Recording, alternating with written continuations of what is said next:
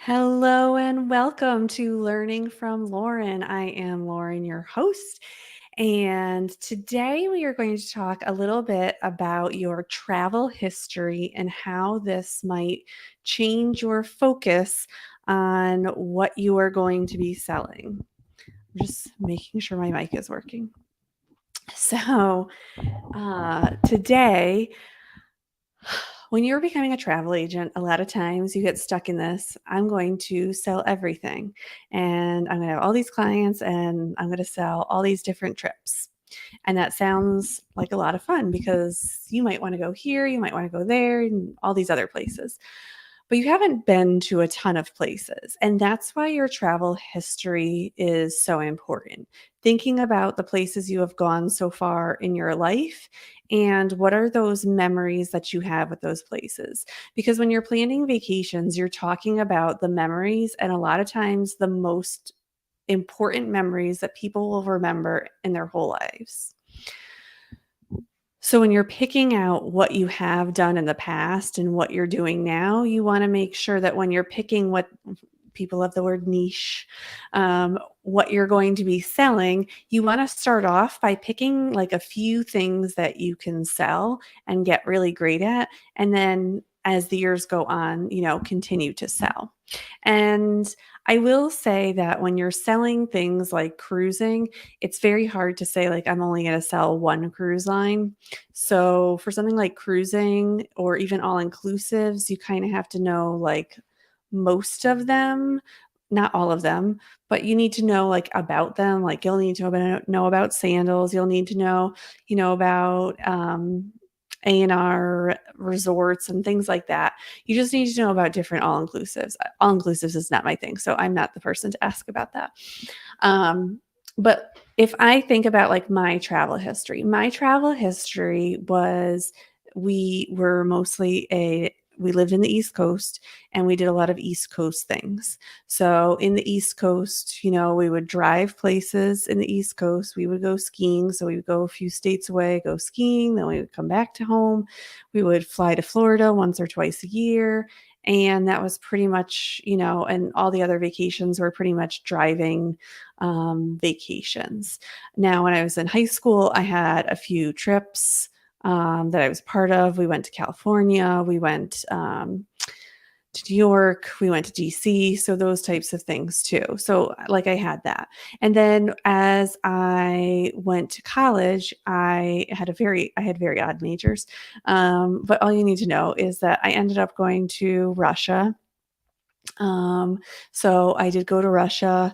I had, since then also I've been to New Zealand, I have been to England, I have been to Ireland, I have been to Norway, I've been to France. I think that satisfies all the Europe things. Also, when I was younger, we did cruising as a family and as an extended family mostly. That's when we would do cruising. So I have traveled. I have traveled as a solo traveler. When I went to New Zealand, I was a solo traveler. I was staying with friends. When I went to England, I was a solo traveler, meeting friends. When I went to Russia, I was a solo traveler, meeting up with friends. So I have experience traveling alone to places that some people will not do alone or would be afraid to do alone. So that's kind of important in my history when I'm talking to other people about it, because I know the experience of like what it is to do like by myself. But it's even easier to do it if you're in a group or if you're going with other people, because then like at least there's other people to bounce some ideas off of when you're doing it. Solo traveling is a lot more independent. So I think that, that kind of helps me to see now when people want to travel and I have different groups, what is the kind of information that they're going to need? Because as a solo traveler, you need the most amount of information about certain things, and group travel is different, and family travel is also different. Now that I'm married and I have a child and we travel, now I have experience traveling with a child, traveling with an infant, traveling on a plane, traveling during COVID, traveling with my husband, traveling with when you leave your child behind, traveling when you all go together, traveling when you leave your husband behind and you have your child and yourself and you're traveling alone with your child or children. So all those are important experiences to bring to the table when you're talking to people and when you're explaining the types of trips that you take or the types of trips that you book, because you have that knowledge. That's previous knowledge that you have that you are bringing to the table before you start. So before you're even a travel agent, you have that information. You know what things worked in the past. You know things that did not work in the past. You have traveled in different ways. So you have some experience already about traveling. Now, maybe you want to get into cruising, but you've never gone on a cruise before. I would say that is something that you want to try and do. Okay, so there's short cruises, there's like 3-day cruises. Even if you can just get on a quick 3-day cruise to try it out to see, like that's a big investment to say, like, I'm going to go into selling cruising and I've never been on a cruise before. You want to go on a cruise, you want to see what it's like, you want to see if it's for you, you want to make sure like there's a lot of nuance to cruising about getting on, getting off the ship, passports, things like that. So you want to go through the whole process yourself so you can better help people. And the first time you do something, you learn so much. So don't think like, oh, I've never cruised before, I won't know.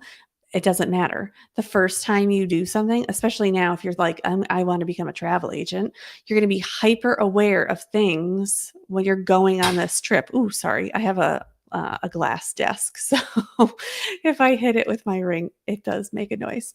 So it's really important that you don't discourage yourself because you've never been somewhere and think that you can't sell it, or that you're really into all inclusives, or you're really into, I always say African safaris. I don't know why, but if you're really into African safaris, that's awesome. Like, how cool. What a great thing to sell. So you have to go on one. Like, I know that's like a hard thing to say, but you have to do like something. You cannot just research it. Like, it's a great idea to do that, but maybe then if you can't do the African safari today, maybe, okay, what is something similar that I could do at home? And I'm sorry, off the top of my head, I cannot think of something similar to an African safari, but maybe you get really into national parks and you start planning people's national parks vacations, right? Because that's getting you out into nature, that's getting you out of maybe someplace you've never been before, things like that. So maybe start there and focus on national parks. And then once you've really started to grow your business, then maybe you take that African safari. Then you start adding African safaris into your catalog of things that you sell, or that's your specialty in the travel agency that you work for, the host that you work for, so that you can stand out from the other agents that are in your group. So those are all things you want to think about with your travel history. What have you done in the past? What kind of trips have you taken? Are there even places that you've gone that you always go to? Like, we always went to Florida. There are lots of parts of Florida I have never been to, but they're very specific. I feel like the bottom half, the middle central half.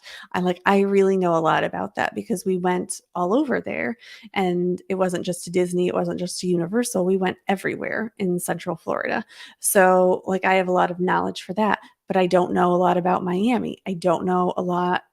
And obviously we cruised out of some ports. I think I have flown into every airport, any major airport, I will say, into Florida multiple times though. So, but those are things you want to think about. Like, in the past, what did you do? How did you grow up?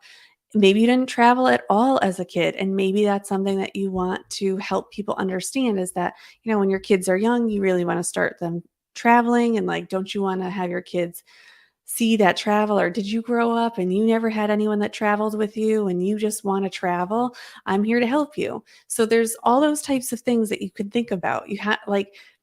You're all unique people. So each person is a unique person that has their own story about their whole life, and your life cannot be mimicked to someone else. Your experiences, your thoughts, your feelings, no one else has had the same exact life. So when you go to try and sell travel, your life travel is going to be different than my life travel because we haven't even been to the same places. We don't have the same interests. We haven't had the same like upbringing and things like that. So everyone has that unique thing. Even at the very beginning, before you start, you do have something in you that people are going to want to be attracted to buy and get information from you about travel so that you can then sell that travel to those people. Don't remember, I've done posts on this and I've done videos about this, but do not get caught up in other people and what they're doing.